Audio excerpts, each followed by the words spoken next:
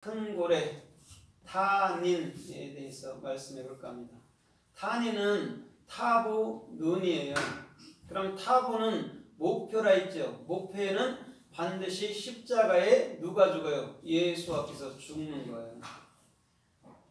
그 다음에 그 눈이라는 것은 물고기 두 마리잖아요. 물고기 두 마리인데 내 안에 영원히 법으로 규정된 거란 말이에요. 누가? 예수 그리스도께서.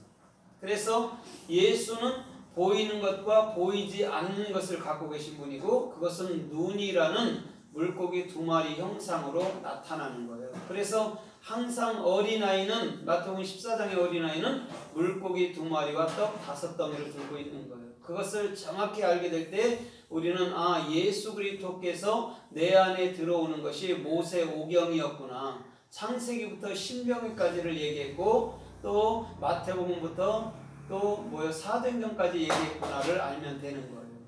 오늘 저와 여러분들의 모든 삶에도 탄이라는 이 큰 고래, 아니면 용이라는 이 큰 고래 탄이는 반드시 십자가에서 돌아가시고 오늘도 내 안에 영원한 생명의 법으로 규정되는 예수 그리스도의 중심을 보여주는 줄 믿습니다. 그러면 오늘 성서에서 이 탄인에 대해서 어떻게 말씀하는가 우리가 살펴보면서 은혜를 받아보도록 하겠습니다.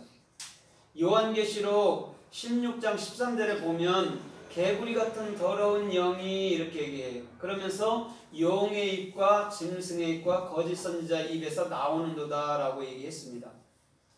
거기서 용이 탄인이에요. 거짓 선지자가 나비고 또 짐승은 뭐냐면 하야트예요. 하야트나 베헤못이에요. 그러면 이 모든 것들은 다 그리스도의 생명을 얘기해 주고 있단 말이에요. 그래서 개구리 같은 영이라고 얘기한 거예요. 영은 르하우밖에 없는 줄 믿습니다. 근데 누구 입에서 나와요? 용, 짐승, 거짓 선지자 입에서 나온단 말이에요. 그럼 우리 사람의 중심에서부터 말이라는 생명의 말이 나오는 줄 믿습니다. 생명의 말이 나오는 사람이 있고 이 땅의 말, 아랫말이 나오는 사람이 있어요. 이 땅의 말은 다 어떻게 된다고 그랬어요? 주님께서 거짓되다고 말한 거예요. 주님의 말만이 참 말이란 말이죠. 그래서 우리는 요한계시록 16장 13절에서 분명히 탄인이라는 용이라고 해석되어 있는 거예요. 그러면 요한계시록 20장 2절에도 보니까 하늘로부터 큰 천사가 내려와서 쇠사슬을 가지고 누구를 잡아요? 옛뱀 곧 마귀요 온천할 때는 용을 잡아서 1000년 동안 어디다가 감금시킨다요? 무저갱에 감금시킨다고 얘기를 했어요. 거기서 용이 탄인이란 말이에요. 그러면 용이라는 것은 목표가 반드시 있다, 끝이 있다 이런 말이거든요. 그럼 끝이 있는 그것은 예수님께서 하신 거예요. 처음도 예수께서 하시고 끝도 예수께서 하신 거예요. 왜? 십자가의 죽음이 끝이잖아요. 그렇죠? 그 다음에 영이라는 예수의 영이 다시금 새로운 시작을 또한 열어간단 말이에요. 그래서 탄인이 반드시 요한계시록 20장에 나타나는 거예요. 그래서 저와 여러분들 마음속에 그 목표가 또한 그 예수 그리스도가 영원히 규정되어야 될 줄 믿습니다. 그래서 용, 뱀, 마귀, 사탄 이렇게 표현하는 거예요. 그것을 정확히 복음 속에서 해석할 수 없다면은 우리는 성경을 읽어도 소경이 되는 거예요. 다른 게 소경이 아니에요. 그래서 출애굽기 7장 9절 이하에서도 이렇게 말씀하잖아요. 모세하고 아론이 그 바로 앞에서 지팡이를 던지매 뱀이 되니라 이렇게 얘기했잖아요. 그 다음에 애굽의 술사들도 던지니까 뱀이 됐는데 누구의 뱀이? 아론과 모세의 뱀이 다 잡아먹었다고 얘기를 했어요. 거기서 뱀이 탄인이에요. 나하시가 아니에요. 나하시는 뭐냐면 입을 열어서 올바른 비전을 말하는 거잖아요. 그렇죠? 그런데 탄인은 목표로 완성된 거예요. 그러면 나하시는 반드시 뭘로 완성이 돼요? 탄인, 용으로 완성되는 것이죠. 그래서 모세의 이야기에서 모세의 지팡이가 탄인, 목표가 돼버린 거예요. 그러면 그 목표는 반드시 바로와 애굽에 있는 모든 사람과 이스라엘에 있는 모든 사람에게 적용되는 것인 줄 믿습니다. 그래서 반드시 예수님은 이 땅에 뭘로 왔어요? 불뱀으로 오신 거예요. 민수기서 21장에. 그럼 불뱀으로 온 것은 왜 와요? 우리를 다 십자가에서 어떻게 해요? 죽여요. 그 다음에 뭘로 살려요? 부활의 영 안에서 새로운 삶으로 살려낸단 말이에요. 그래서 예수님은 반드시 나와 함께 십자가에 돌아가시고 그리스도로 말미암아 영원히 함께 사신다고 보면 틀림이 없는 거예요.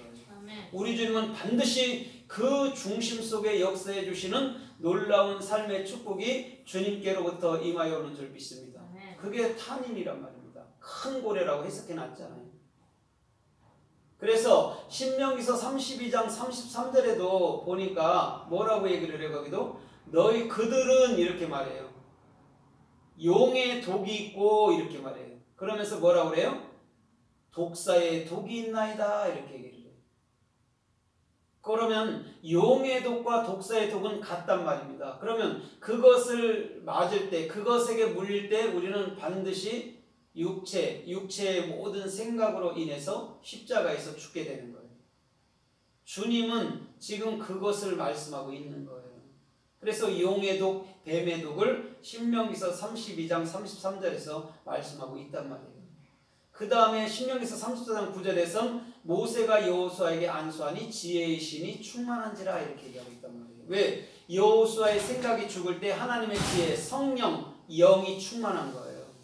그래서 그걸 보여주는 거예요. 그러면 오늘 우리 주님께서는 탄인이라는 고래 아니면 용이라는 그것은 반드시 그리스도, 오히려 예수의 십자가의 죽음과 그리스도가 영원히 우리 안에 사심을 반드시 보여주는 모습인 줄 믿습니다. 그래서 우리 주님은요 그 중심으로 오늘도 말씀하고 계신 거예요.